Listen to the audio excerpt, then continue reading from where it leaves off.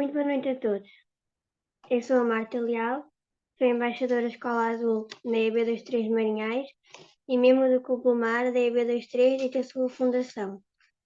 Hoje, junto com o meu colega Martim Cabral, seremos anfitriões deste nosso encontro online intitulado Uma Viagem ao Sabor das Correntes Oceânicas, organizado pelo nosso Clube do Mar Escola Azul. Muito boa noite. Eu sou o Martim Cabral, também embaixador da Escola Azul na EB23 Marinhais.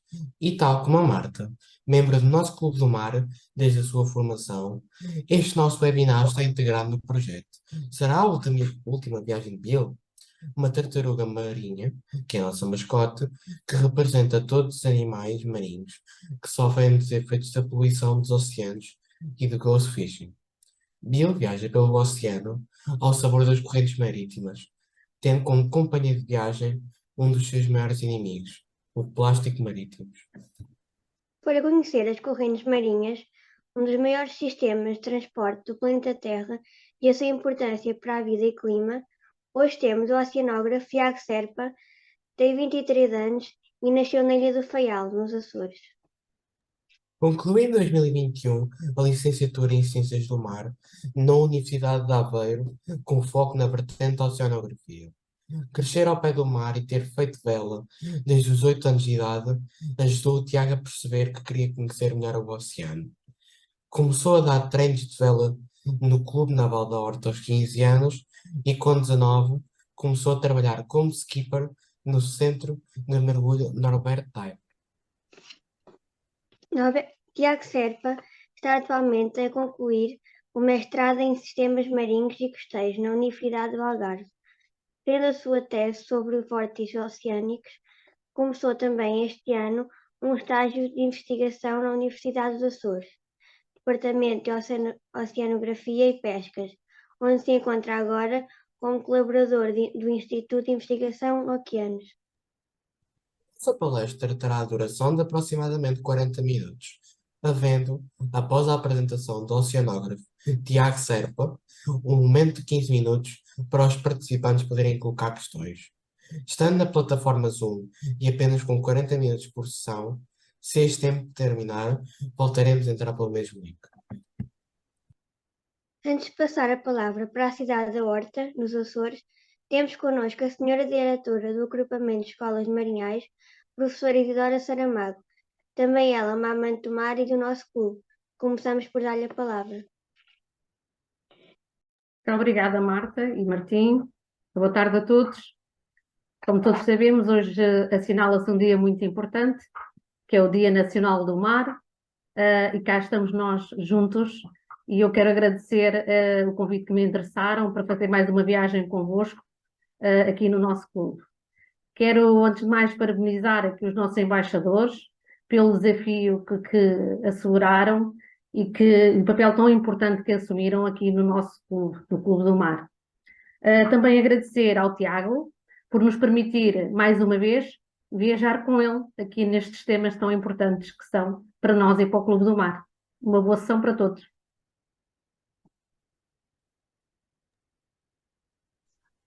Boa noite a todos. Queria começar por agradecer à Marta e ao Martim pela introdução e agradecer também à professora Isidora e ainda um agradecimento especial ao professor Rui e à professora Carla pelo convite que fizeram para eu estar aqui hoje, no Dia Nacional do Mar. Eu vou então compartilhar a minha tela para começarmos.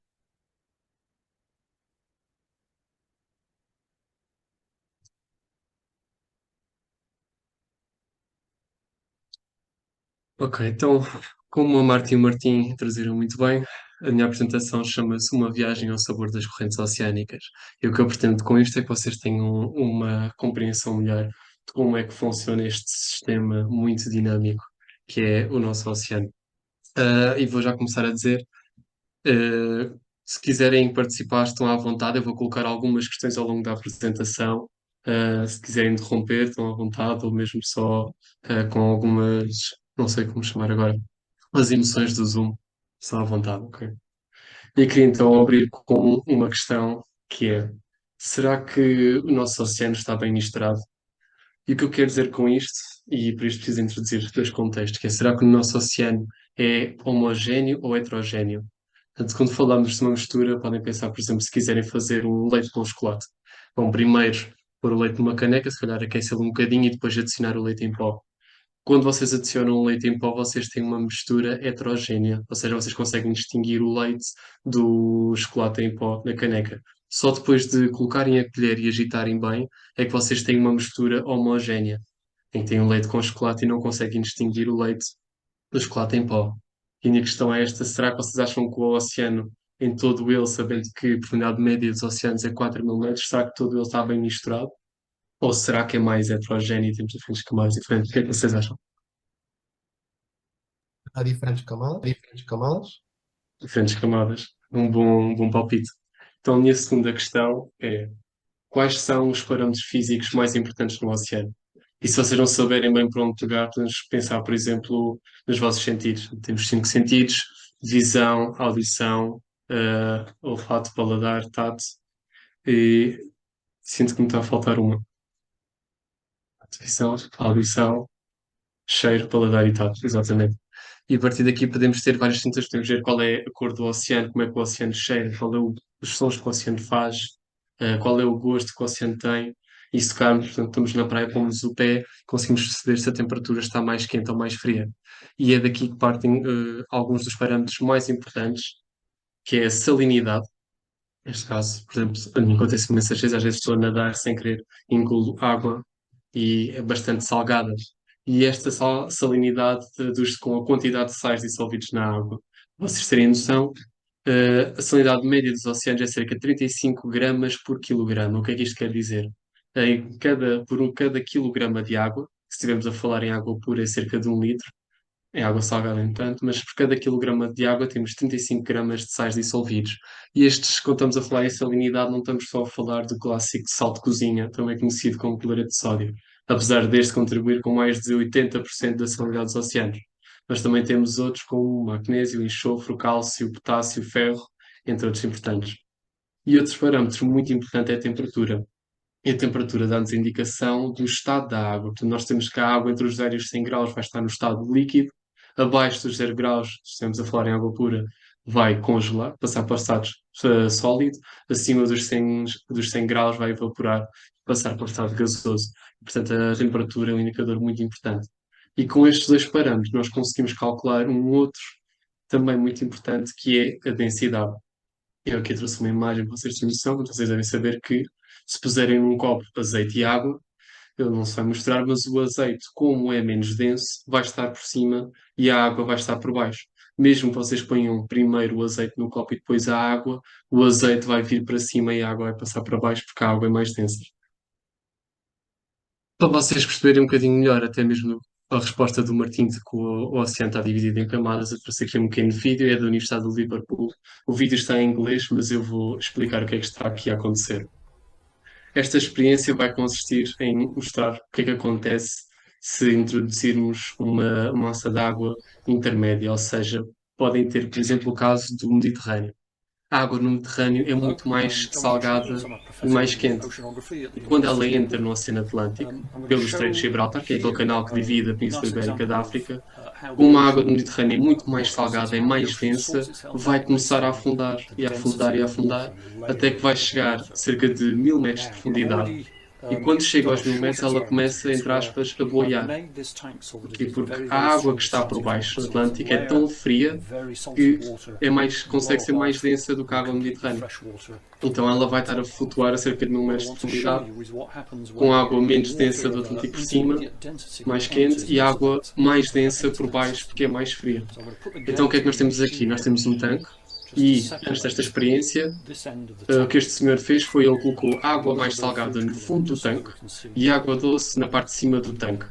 Ele agora separou aqui o canto esquerdo, pôs um bocadinho de corante vermelho e vai misturar tudo muito bem. Ou seja, neste lado do tanque vamos ter uma mistura de água doce com água salgada, ou seja, uma água intermédia.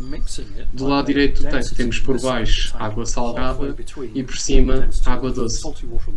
E vamos ver o que é que vai acontecer quando ele tirar esta separação. E aproveito já para dizer que isto são experiências, há várias experiências destas muito interessantes que podem ser replicadas no fundo do mar. the Mediterranean outflow. The Mediterranean has very water. It hits the Atlantic, into the Atlantic, down to a Está a depth ser of maybe 1,000 aqui meters. aprofunda até uma And profundidade de at cerca that de 1000 point, metros. it reaches that it has on that layer. Two layers on this side. E vamos ver agora o que acontece quando ele tira esta. Okay, what you can see there is that intermediate density Vocês podem ver flowing along the esta água interface, intermédia, como between não há the nenhuma salty water on mistura, top. e ela tem uma densidade intermédia, ela vai tentar preencher todo o espaço dentro do aquário, por cima da água salgada que está no fundo e mantendo-se por baixo da água doce que está à superfície. E é isto que está a acontecer, por exemplo, com a água do Mediterrâneo.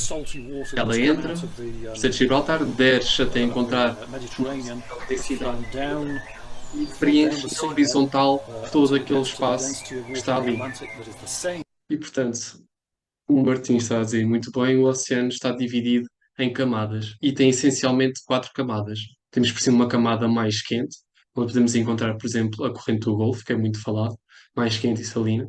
Depois temos uma camada de águas intermédias, portanto, em preferência a penetração que vem do sul da Antártica. Depois temos uma camada mais de águas profundas vindo do Atlântico Norte. E depois temos uma camada de águas do fundo também vindo da Antártida. Só para vocês terem uma ideia a nível prático o que é que nós fazemos, eu trouxe aqui umas imagens de um artigo científico que foi publicado em 2022. Isto é um caso mesmo prático de uma investigadora que ela correu num navio desde o Atlântico Sul até o Atlântico Norte e foi tirando várias medições da coluna d'água. Podem ver aqui deste lado temos dos 0 aos 6 mil metros. Aqui temos a latitude, portanto, à esquerda é sul, à direita é norte, e aqui temos os valores: temperatura, salinidade, oxigênio, silicatos, nitratos e fosfatos. Estes de baixo já entram mais no ramo da oceanografia química, eu não vou entrar muito por aqui, mas queria que vocês olhassem principalmente aqui para a temperatura e para a salinidade. E através destes valores conseguem ver aqui as 4 camadas: a superficial, a intermédia, a profunda e a do fundo. E vocês conseguem ver aqui, como tivemos a ver na experiência, a água Mediterrânea. Como é que nós sabemos que está aqui a água Mediterrânea?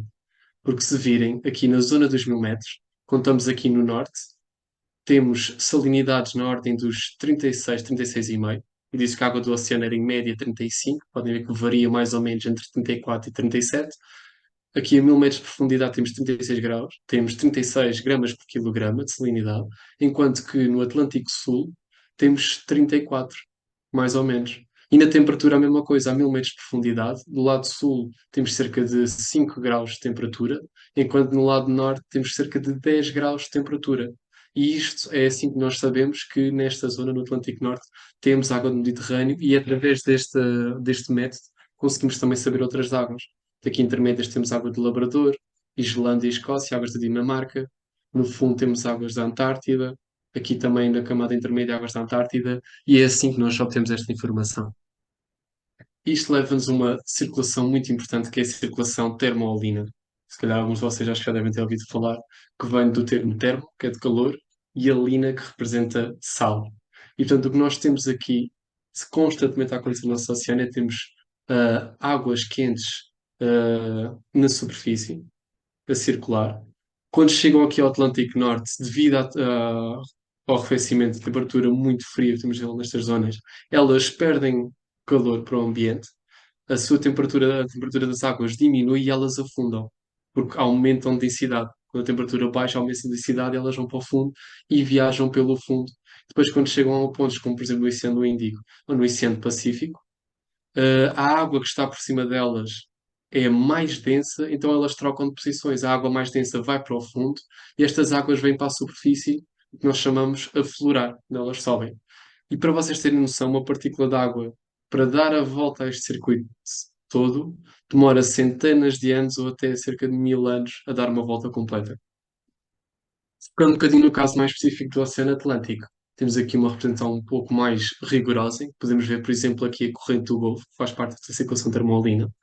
Para vocês terem noção, portanto, a temperatura não desaparece só, ou seja, quando as águas perdem a sua temperatura, elas libertam-na para o meio ambiente. E, portanto, uma coisa muito importante desta corrente é que ela armazena e transporta calor por todo o planeta. Uma das razões pelos polos, o Polo Norte não é mais frio ainda do que poderia ser, é porque o oceano está constantemente a levar calor ao Polo Norte, que é depois dissipado para o ambiente, para que as águas depois possam arrefecer e afundar. Quando estamos a falar no Oceano Atlântico, falamos da circulação oceânica meridional atlântica. Muito falada no inglês, podem já ter ouvido algumas notícias da AMOC, Atlantic Meridional Ocean Circulation. E trouxe aqui mais um vídeo para vocês verem melhor, porque eu acho que é sempre melhor visualizar isto a acontecer do que estarmos só aqui a falar na teoria o que é que está a acontecer. E o mesmo senhor vai agora replicar a experiência, mas desta vez a mostrar esta circulação termoalina. Portanto, o que é que nós temos aqui? Temos um aquário com água. Vamos ter do lado esquerdo vai representar os polos, o lado direito do aquário vai representar o Equador. Portanto, eu tenho aqui uma lâmpada, esta lâmpada representa o Sol, essa maior fonte de calor que está continuamente a aquecer ali no Equador. E ele aqui vai para os cubos de gelo com a cor azul. Portanto, vocês conseguem ver que, à medida que ele vai pondo os cubos, a água aqui começa a arrefecer. E como é mais densa, começa logo a descer. Um bocadinho mais para a frente. Conseguem ver que a água desce e vai começar a ocupar o espaço no fundo. Deste lado ele vai pôr uma tinta, uma água mais quente com um corante vermelho. E temos que esperar um bocadinho, como ele toma a água, ela vai ter tendência a ir para o fundo primeiro. Temos que esperar que o sistema entre em equilíbrio. E depois vemos que a água começa logo a querer subir, assim que começa a estabilizar. E podemos ver então esta água mais fria, mais densa, vai tentar preencher todo o espaço no fundo, enquanto que a água mais quente vai tentar preencher todo o espaço na superfície.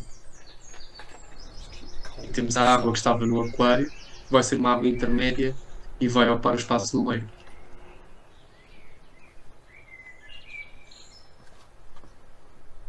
So that warm water heading towards the north, that'd be like the Gulf Stream. So the Gulf Stream takes warm. Está a dizer esta água quente a dirigir-se para o norte, onde assim que isto é o Polo Norte, é, por exemplo, a corrente do Golfo, uma corrente quente rápida a dirigir-se para os polos.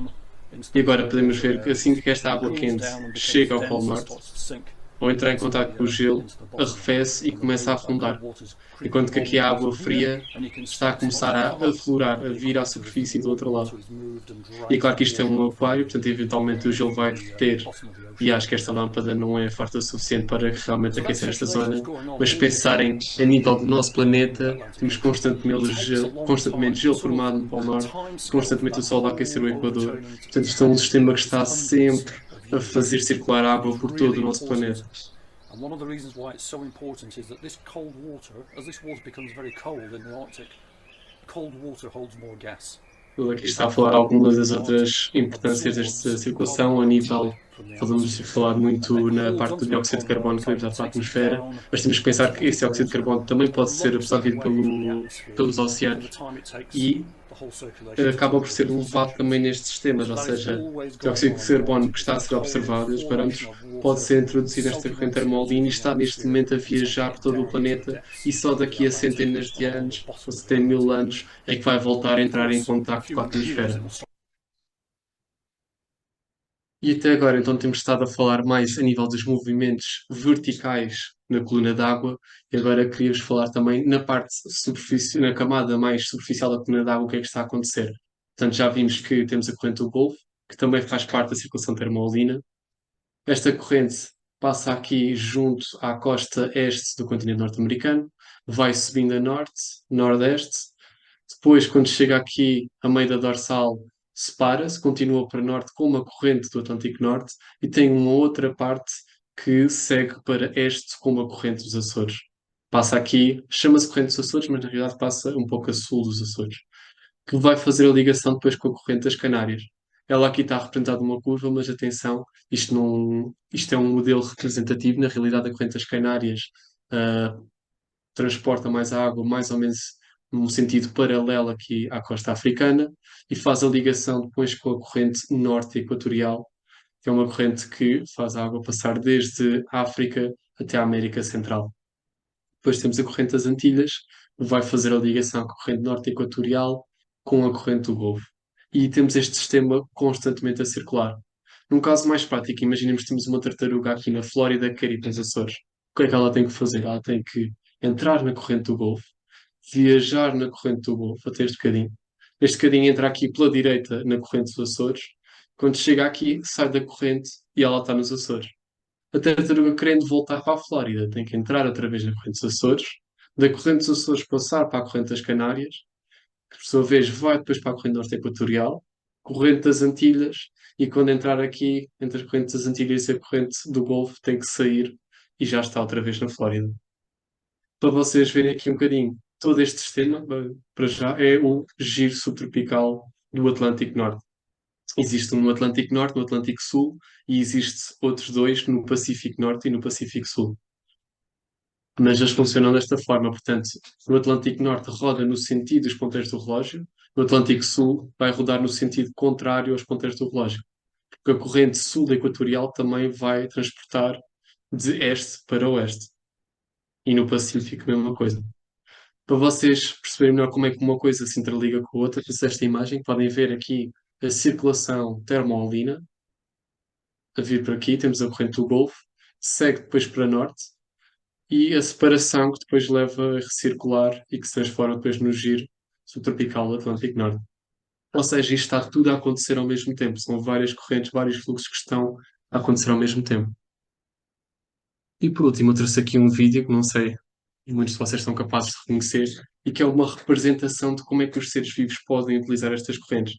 Quero também tenham atenção que isto é uma representação de como é que os seres vivos podem ver as correntes, mas não é que eles consigam ver necessariamente as correntes, mas eles podem perceber pelas diferentes velocidades da coluna d'água que as correntes estão ali utilizadas.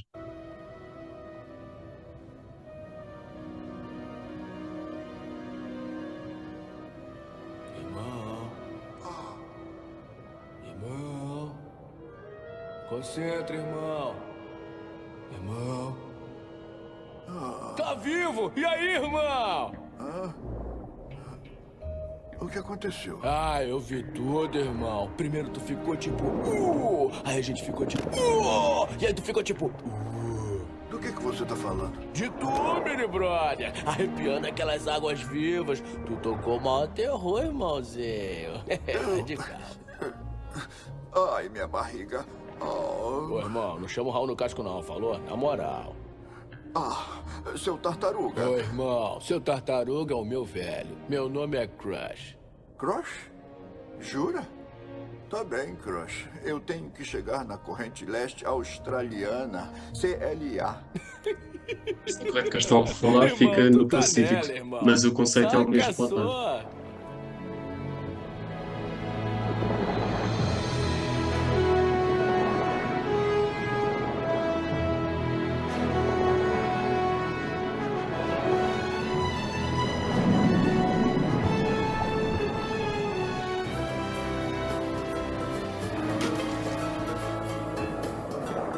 Firma na prancha, irmão! Firma no quê?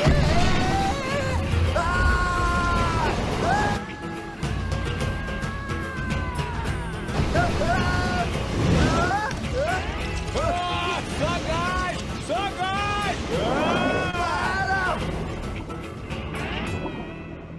Então... Isto é o que eu estava a falar a nível de representação. Não sei se o que as tartarugas conseguem ver são literalmente os tubos de água a passar, mas na realidade nós temos estas correntes muito mais rápidas, onde elas podem entrar e seguir com as correntes até ao sítio. E portanto era isto que eu tinha para vos apresentar. Obrigado por me terem ouvido, espero não ter levado muito tempo. E se tiverem alguma questão, estão à vontade.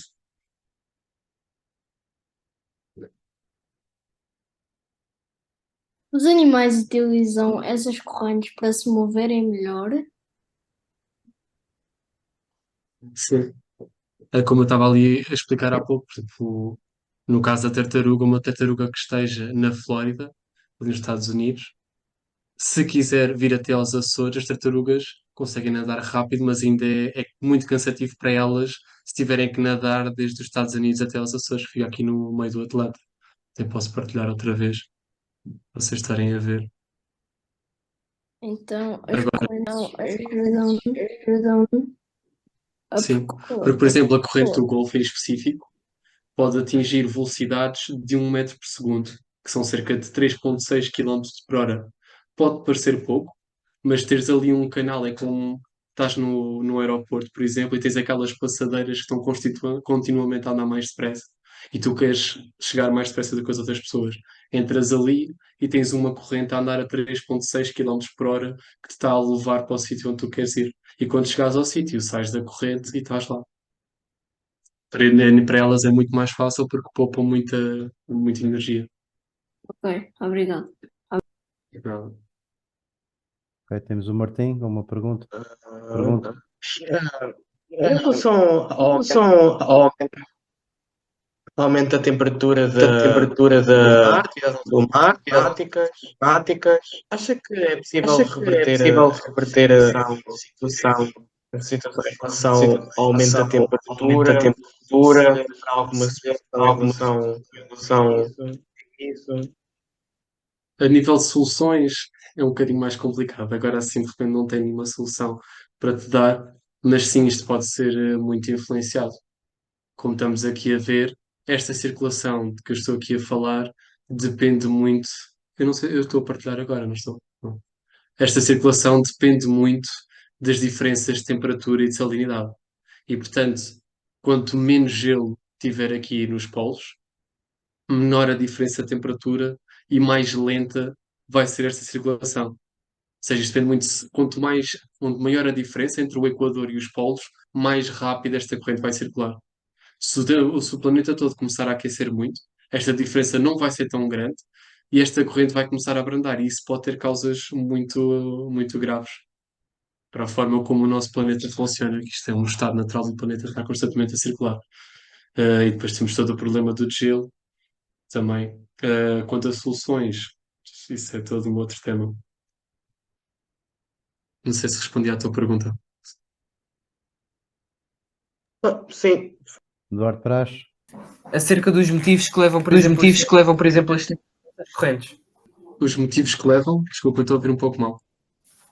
As tartarugas, por exemplo, animais Sim. entrarem nessas correntes. Claro. Os motivos era.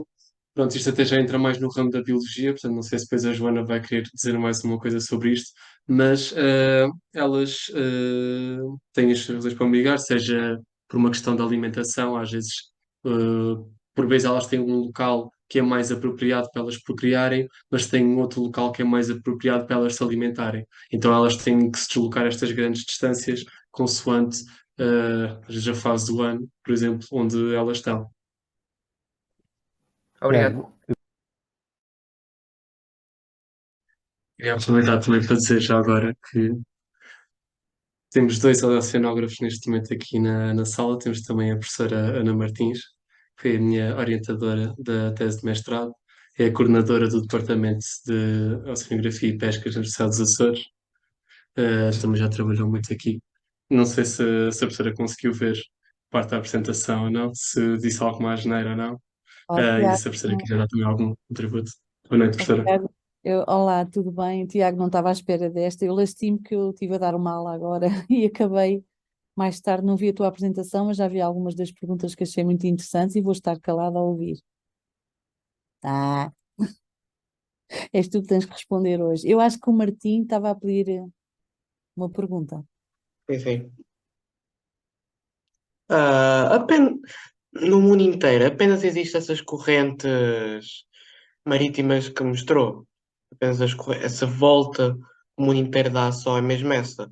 E o que acontece se um animal sair dessas correntes, dessa área, onde começa a fazer corrente? Fica parado? É mar parado? É o quê?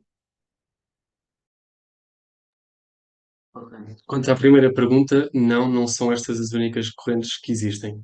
Mas se eu for fazer uma lista de todas as correntes que existem, vocês aí não iam adormecer a meio da minha apresentação. Então eu decidi só trazer aqui aquelas que achei que era mais essencial para vocês perceberem de um modo muito geral como é que funciona. E até ao longo dos tempos, por exemplo, inicialmente achava-se que aqui era principalmente a corrente das Canárias, hoje em dia também já se fala na corrente de Portugal, que é uma corrente que passa aqui paralela à nossa costa. Eu estou a dizer passa aqui, mas eu não estou a partilhar agora a minha tela. Professor Rui, será que podia voltar a permitir para eu partilhar a tela?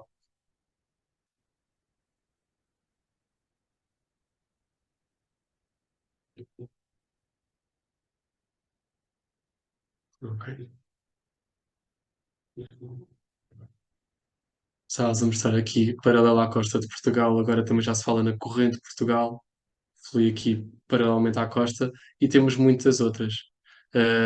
Estas aqui são as principais correntes que compõem o giro subtropical, que como vocês têm muito agora o tema da tartaruga bilu, achei que eram as essenciais para falar, para vocês perceberem, no caso específico das tartarugas.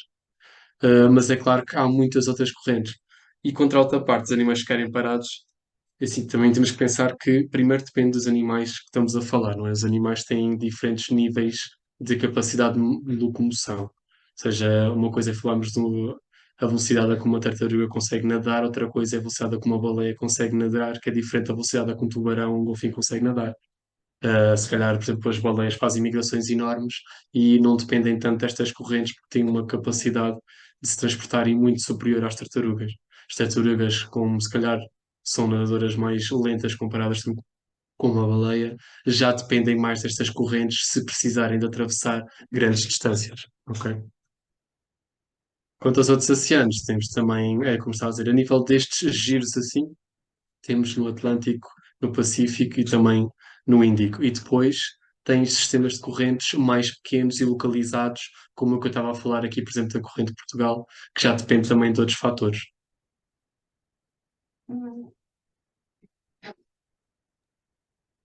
Eduardo Praz.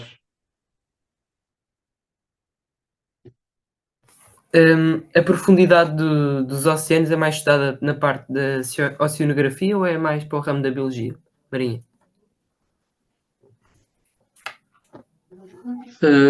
A nível de estudo mesmo dos fundos, eu diria que é mais a parte da oceanografia. Como tem aqui as imagens que eu mostrei antes, é muito importante para a oceanografia, seja a oceanografia física, seja a oceanografia química, ou também... Quando eu falo em oceanografia, nós temos vários ramos: oceanografia física, oceanografia química, oceanografia biológica, oceanografia geológica. Daqueles quatro temas, quatro grandes temas que vocês falam normalmente na escola, são quatro temas que, quando falamos em oceanografia, podemos pensar em qualquer um destes temas. Portanto, sim, eu diria que a nível da oceanografia em geral é sempre importante. Na biologia, normalmente tendem a focar-se mais nos estudos dos animais, mas acaba sempre sempre por ser importante perceber também nível de profundidade, porque há animais, não sei se isto que a Joana também temos falado muito nisto, no caso dela está a estudar cavacos e lagostas, e há animais que migram numa parte do ano, estão a cerca de 10, 20 metros de profundidade, e noutra parte do ano migram para profundidades de 100, 150 metros, por exemplo. Portanto, a profundidade é um fator sempre bastante importante. Por exemplo. Doutora Isidora. Tiago, disseste que, por exemplo, uma tartaruga demorava, fazia 3,6 km à hora. Por exemplo, há estudos, quantos dias é que elas demoram, por exemplo, a fazer da Flórida para os Açores? Mais ou menos? Não... Isso não era, eu não estava a referir à velocidade da tartaruga, estou-me a referir à velocidade da corrente. A corrente. A corrente do Golfo, esta aqui, Sim. consegue atingir cerca, normalmente falamos em metros por segundo, 1 metro por segundo, que convertido são cerca de 3,6 km por hora. E a nível de estudos, não tenho certeza se as tartarugas conseguem atingir também esta velocidade, mas diria que sim, aproveitando a corrente, conseguem atingir perto destas velocidades, aproveitando o fluxo da corrente. Só por si, a sua capacidade natatória, não sei dizer a velocidade a que elas conseguem atingir. Obrigada. Marinheiros, mais perguntas? Marinheiros e famílias, porque por trás de cada marinheiro está uma família a assistir. Ao Tiago, ok? Olá, professor Rui, é a mãe do Martim. Eu estava a ouvir o Tiago e estava a pensar, a desvantagem destas correntes, uma única desvantagem talvez, é que além dos animais, também traz os plásticos, os lixos, não é? Longe, muito longe. Sim, não só traz, como pode também agregar este lixo. Por exemplo, no âmbito da minha tese, a Marta vai apresentar muito bem. Eu agora estive a estudar mais vórtices oceânicos e sabemos que dentro destes vórtices, Patrimônio de São Geral, os vórtices oceânicos É um pouco como vocês veem, por exemplo, nos filmes de piratas, quando vem um remoinho na água e vem tudo a ser sugado lá para dentro. É claro que isso é um bocadinho exagerado. Eu nunca vi assim a água a ser sugada daquela forma como vem dos Piratas das Caraíbas, mas este tipo de vórtices acontece, a água a circular no sentido dos ponteiros do relógio ou no sentido contrário, e dependendo do sentido onde a água está a rodar, estes vórtices normalmente estão associados a grandes correntes, como por exemplo a corrente do Golfo, partes como a corrente é uma corrente muito rápida, e às vezes partes da corrente separam-se da principal e embrulham-se devido ao movimento da rotação da Terra. E estes vórtices podem acumular plástico no seu centro, por exemplo, e transportá-lo. Por exemplo, na água do Mediterrâneo também existem vórtices associados que acontecem aos 1000 metros de profundidade, quando a água do Mediterrâneo está a sair e espalhar-se. Há partes da corrente da água do Mediterrâneo que se separam, enrolam e podem viajar. O caso mais longe que eu já encontrei foi, portanto, os chamam de MEDIs, vórtices do Mediterrâneo, formam-se nesta região aqui, e o mais longe que já foi encontrado foi aqui nas Bahamas, aqui junto à América Central. Portanto, um vórtice consegue transportar, seja seres vivos mais pequenos, normalmente, que não têm tanta capacidade, porque aqui estamos a falar, por exemplo, de tartarugas, mas há seres muito pequenos, quase microscópicos, que não têm capacidade de se movimentarem praticamente capacidade nenhuma, e portanto, se eles se virem presos nestes vórtices, muito dificilmente vão conseguir sair. E podem, um vórtice que viaje desde aqui da Península Ibérica até a América Central, vai levar tudo o que estiver lá aprisionado, seja plástico, seja seres mais pequenos. Ok, obrigada. Nada. Então, resistentes, como é que é? Vamos terminar. Mais perguntas? É que o Tiago não é todos os dias, volto a dizer, o webinars destes não é todos os dias e sobre este tema. E temos aqui a professora Ana Martins. Quero agradecer a sua presença, não a conhecia, já ouvi falar muito de si. Coisas boas, coisas boas. Obrigada. Pronto, obrigado por estar presente, tá bom? Obrigada. Não sei se quer acrescentar aqui alguma coisa ao Tiago. Não, o Tiago, eu não vi a apresentação, mas Ok. queria fazer uma pequena pergunta que fizeram sobre esta questão dos animais, se havia muito mais correntes. O Tiago respondeu bastante bem. Eu só queria dizer, corrente, basta ser, chamamos uma corrente, basta ter uma massa de água em movimento, é uma corrente. Portanto, no oceano, nós olhamos para as coisas a muitas escalas diferentes. A escala que o Tiago estava a mostrar, ele deve já ter referido isso, é uma escala, por exemplo, dizer, por exemplo, uma tartaruga ir com estas correntes de fundo, esta circulação termolina que o Tiago falou, são correntes que demoram 1000, 1500 anos a fazerem-se em todo o oceano. Portanto, é muito diferente, por exemplo, este giro subtropical, já estamos a falar de uma escala de tempo mais pequena. Houve até interessante, houve um rapaz na Geórgia, perdeu o seu barco, o primeiro barco à vela que o pai lhe ofereceu, com 9 metros. E foi interessante que ao fim de 3 meses, o barco à vela apareceu na terceira, não sei se vocês se lembram, já foi há uns anos.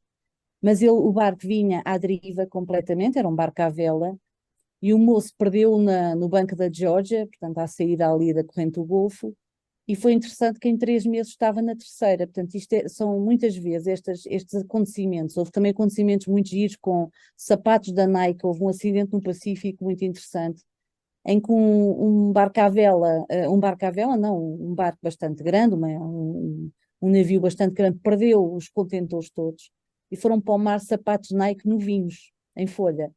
E esses desastres, às vezes, ajudam os oceanógrafos. O que aconteceu foi durante muitos anos, foi para aí nos anos 50 ou 60, e os sapatos Nike começaram a aparecer na costa do Pacífico, e mais uma vez a mostrar este giro subtropical, mas do lado do Pacífico, começaram a aparecer ao longo da costa.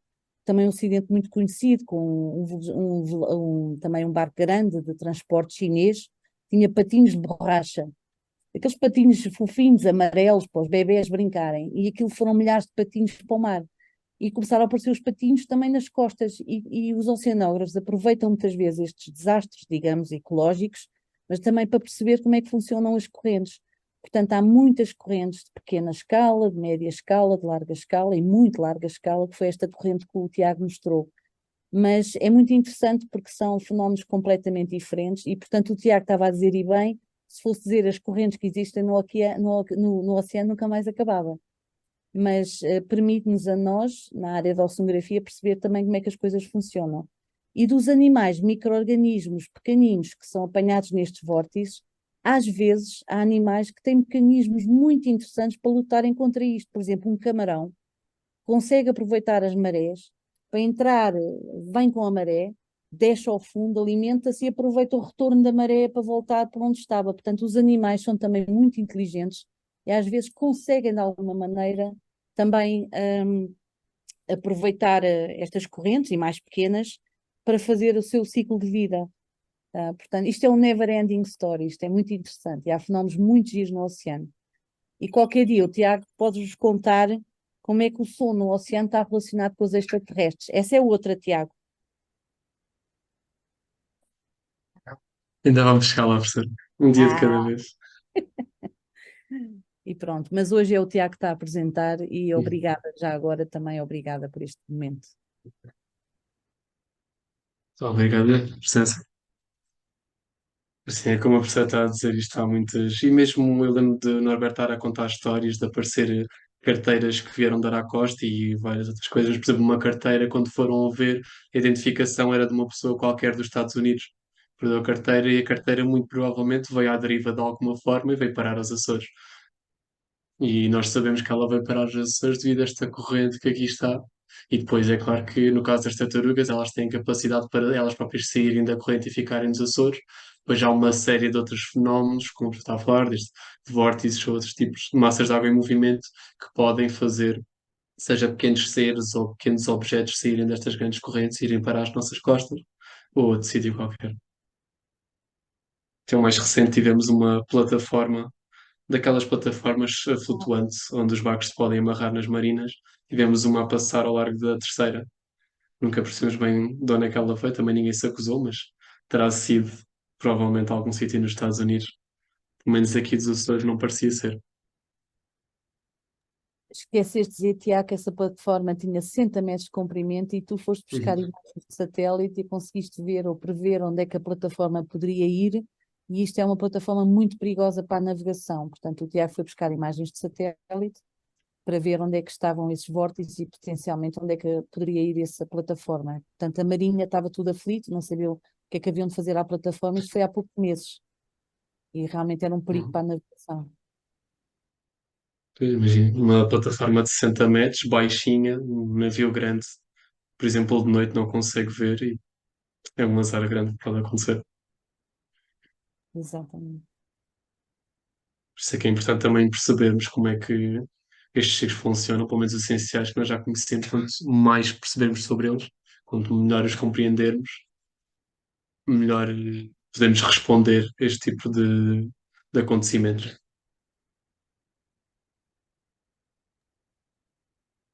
Ok, Tiago. Queres dizer aqui umas últimas palavrinhas? Já disseste muito e foi espetacular mais uma vez, e volto a dizer, quando se fala de coração, o cientista, quando tem a parte da emoção e fala com emoção, a ciência chega de uma outra forma. E já da outra vez aconteceu isso. Embora sejam coisas que muitas vezes não estão, têm que estar associadas muitas vezes às emoções da ciência, mas numa apresentação destas, quando se fala com emoção, as coisas chegam a todos. E obrigado por isso. Temos aqui a nossa diretora também, que ela costuma finalizar aqui, mas o Tiago fala aqui mais um bocadinho, se quiseres dizer aqui mais umas palavrinhas aqui à nossa família do Clube do Mar, que somos muitos. E volto a dizer, por trás de um ecrã deste temos uma família, temos vários irmãos que fazem parte do Clube do Mar, pai, mãe, quando é uma viagem vai a família toda abraçar o oceano, como este fim de semana que fomos no sábado para a praia do Magoito, 70, tínhamos 70 almas a abraçar o oceano, e durante a noite, pronto, na maré baixa, a ver os seres vivos, e pronto, é isto. Esse amor da família é espetacular e ligado ao oceano. Obrigado a todos. Tiago, passo a palavra a ti e depois a professora Isidora para terminar. Não sei se há mais alguém que queira dizer alguma coisa, mas pronto. Obrigado. Da minha parte, queria só agradecer outra vez o convite. Foi um prazer estar aqui hoje. Eu gosto muito desta parte da cenografia física, a parte dinâmica.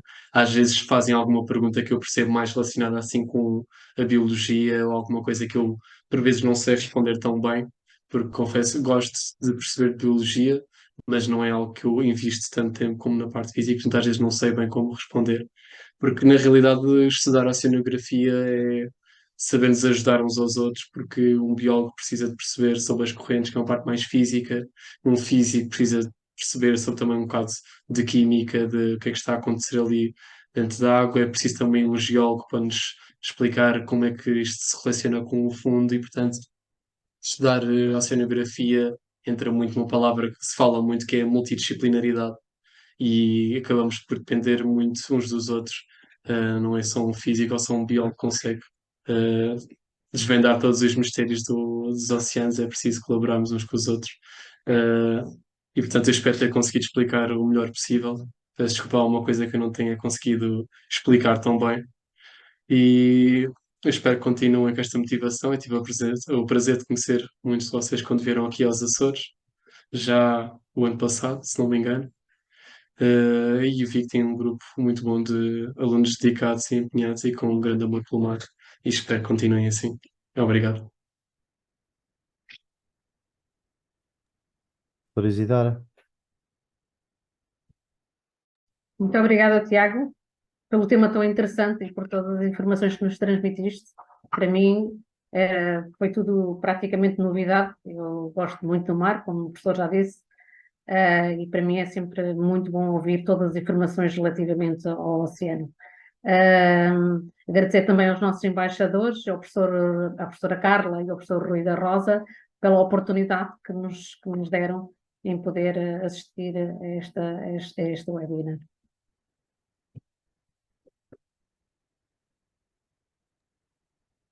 Muito boa noite mais uma vez. O tal abraço oceânico, que estamos todos ligados, uns no Faial, outros aqui, mas isto está tudo ligado, como disse aqui o Tiago, as correntes oceânicas encarregam-se disso, ou seja, o abraço é para todos nós, o abraço oceânico a todos, uma boa noite e ok, aproveitem.